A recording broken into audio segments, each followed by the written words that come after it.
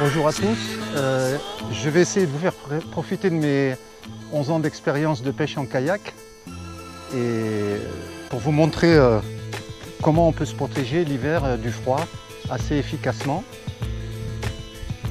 Donc je vais vous montrer les vêtements que j'utilise et qu'est-ce qui est important de mettre et de ne pas mettre et de faire et de ne pas faire.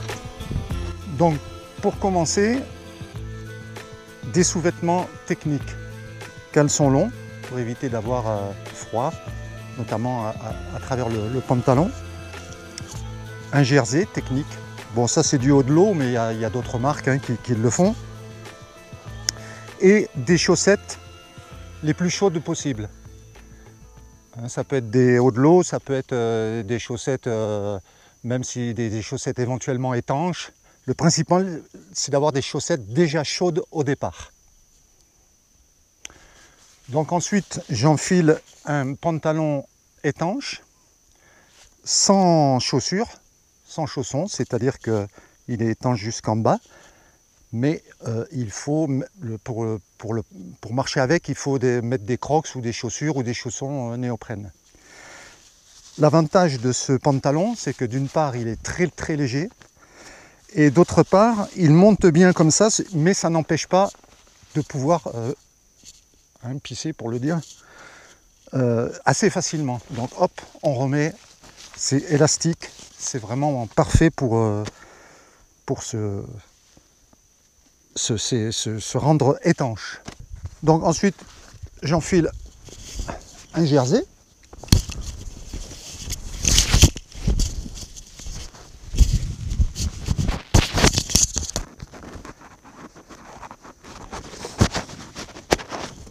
On peut mettre un jersey, après on peut enfiler les couches, fourrure polaire, tout ce qu'on veut, sachant qu'au bout d'un moment, bon, c'est plus trop la peine parce que c'est plus bibendum qu'autre chose. Voilà. Ensuite, pour mettre à l'eau, j'utilise des crocs, je les prends de 2 tailles au-dessus. Comme ça, je suis à l'aise, je les mets facilement et déjà ça me serre beaucoup moins les pieds au départ. Donc je mets les crocs et avec les crocs je peux rentrer dans l'eau, mettre à l'eau le kayak et partir. Ensuite, une fois que je suis sur le kayak, j'enlève les crocs et je laisse le pantalon sécher au vent pendant 5 ou 10 minutes, ça sèche très très vite. Le but, c'est de ne pas garder quelque chose de mouillé sur soi, parce qu'avec la convection du vent, on perd 3 à 4 degrés. Et c'est là qu'on commence à attraper froid, et dès qu'on commence à attraper froid, c'est fini. Donc, dès que c'est sec, je laisse les crocs à l'avant du kayak, et j'utilise des chaussons néoprène, pareil, ça c'est du 45-47, et je fais du 43. Toujours très large, toujours pour pas serrer. Et les chaussons sont secs. Donc ça va me permettre d'avoir les pieds complètement au sec. Chaussettes, pantalon, chaussons. Dernière chose, une veste étanche au vent, coupe-vent, coupe-pluie, que j'enfile par-dessus.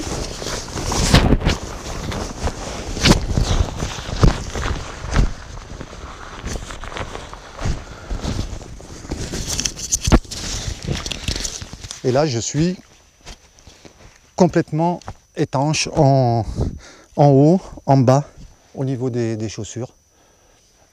Et normalement, je dois passer une journée confortable. Pour la tête, s'il ne fait pas trop froid, je garde la casquette. Dès qu'il commence à faire un petit peu frisqué, bon, je mets une chapka. Alors évidemment, c'est pas flatteur, voilà. Mais c'est très très efficace parce que c'est fourré. On peut la fermer, ça protège les oreilles, ça protège la tête et ça renforce la sensation de chaleur. Pour les mains, la seule solution que j'ai trouvée, en tout cas pour les déplacements, quand je pêche c'est impossible, j'enlève les gants. Mais pour les déplacements, j'utilise des Climatech. Ce sont des gants qui sont utilisés par les chasseurs par exemple. Ils sont intéressants parce qu'ils sont très fins. Donc on peut quand même manipuler des choses pendant qu'on se déplace, éventuellement même changer de l'heure et tout. Et ça, là aussi, c'est toujours pareil, hein, ça évite la convection du vent, notamment sur des mains mouillées. Faut toujours penser d'ailleurs à s'essuyer les mains avec un torchon avant.